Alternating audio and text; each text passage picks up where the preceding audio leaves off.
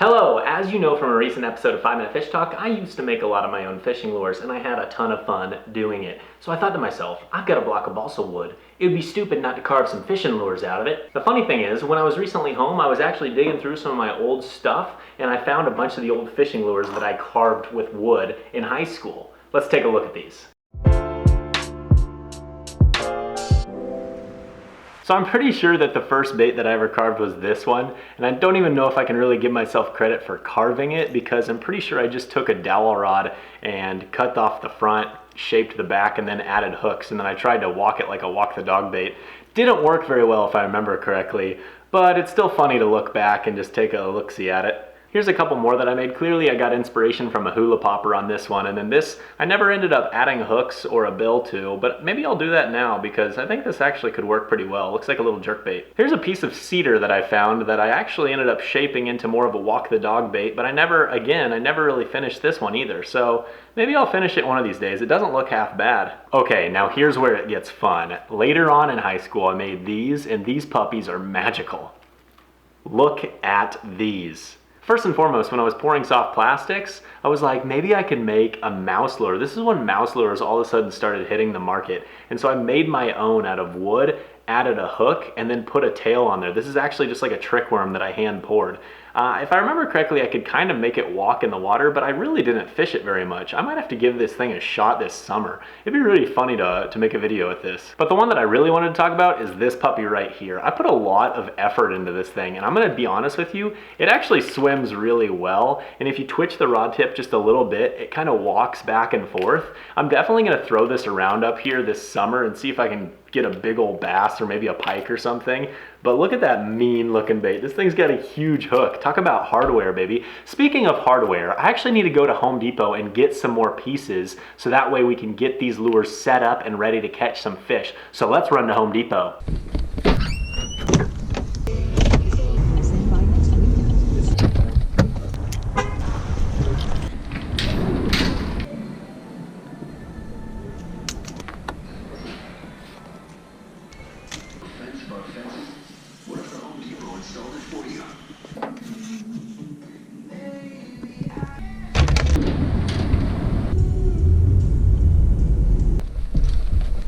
Okay, I got the few things I needed from Home Depot, but why did I get what I got? First, the screw eyes. Unfortunately, these are a little bigger than I was hoping, but essentially this will just be the place where you can either attach a hook or attach the line. The cotter pins. I probably won't need these, but I got them just in case I decide to make a jointed swim bait. Essentially, these will go in between each piece of the swim bait to keep it attached. The polycarbonate sheet, or plexiglass type material. This is going to be used for bills on fishing lures. And lastly, I got this tiny little dowel rod. The only reason I got it is just in case I need to add weight to the fishing lure that I'm gonna use. I can drill a hole, put weight in there, and then just use a little bit of this to plug the hole up and then sand over it. Okay, it's time to start carving. I've got this block of balsa wood. I only think I'm gonna use a little bit of it today because I decided I'm gonna go ahead and make some ultralight fishing lures. In my recent video where I rigged up the ultimate ultralight tackle box, a lot of you suggested that I get some smaller crankbaits and jerkbaits and that sort of thing, so I think it'd be even more fun to actually carve my own. This balsa is super soft, so I'm definitely gonna be able to shape it with this knife,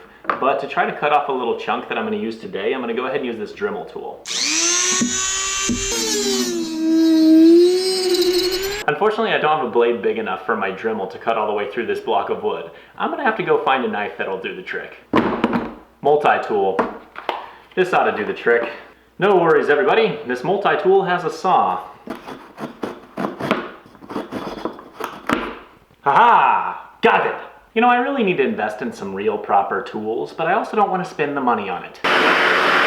Okay, we're only going to be using this one today, so I'm going to go ahead and put this puppy away for a rainy day. Now, I know what you're thinking. That block is really small, Ethan. What are you going to do with such a small block? Actually, I'm going to make it into 4 even smaller blocks, and then we're going to use those to make our ultralight fishing lures.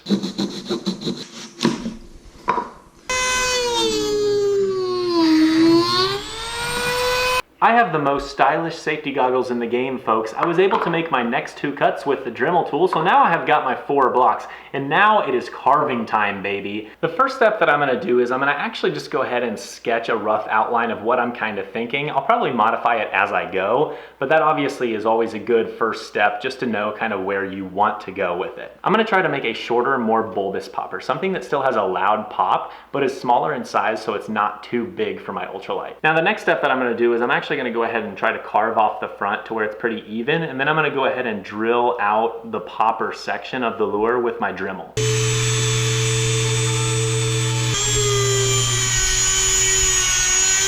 All right, now that I've got kind of like the popper mouth in there, all I have to do now is just carve it up. So let's get started.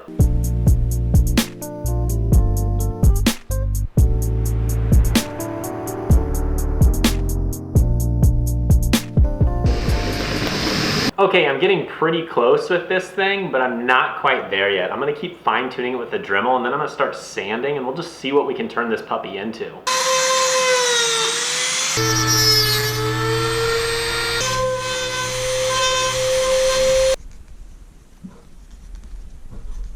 Okay, so I just added the line tie and I sanded it down. I gotta say, this thing's looking awesome, but I'm getting to the most dangerous part. I'm gonna try to drill a hole and add some weights and then plug that up with the dowel rod that I purchased. The reason being is because I want the belly to make sure that it's weighted down, so that way it's sitting below, it has the right action, and we get the right hookups. Let's do this thing. Well, I did exactly what I didn't want to do. I drilled all the way through. No worries though, I think I'll be able to make it work with my dowel rod to get it all patched up. Here's the thing, now I gotta add a couple little split shot weights, and then I'm gonna plug these holes, and then we're gonna be in really good shape.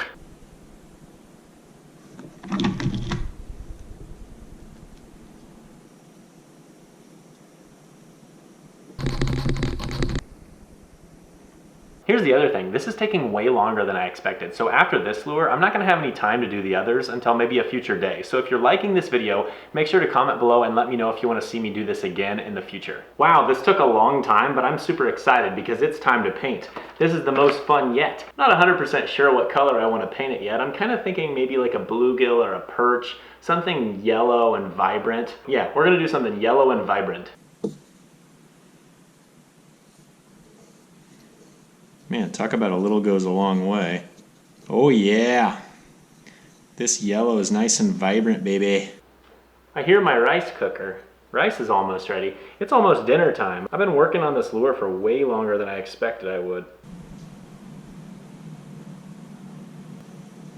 Okay, I never claimed to be like Michelangelo or whatever. Is he a painter? Was Michelangelo a painter? Okay, I found this.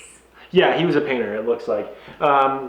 Anyways, I never claimed to be Michelangelo. I'm not very good at painting. My last step though, I'm gonna put a big black dot on each side. The fact of the matter is this is a topwater, so I'm not exactly worried about having a beautiful color pattern. And perfect.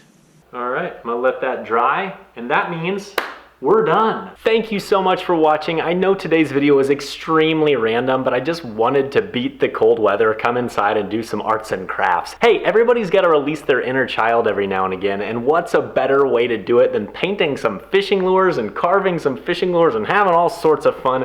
I cannot wait to throw this thing this summer. I'm gonna catch a Mondo bass on it. I'm gonna use it on 4-pound line, and it's just gonna be so much fun. Thank you so very much for watching, and we'll catch you next time.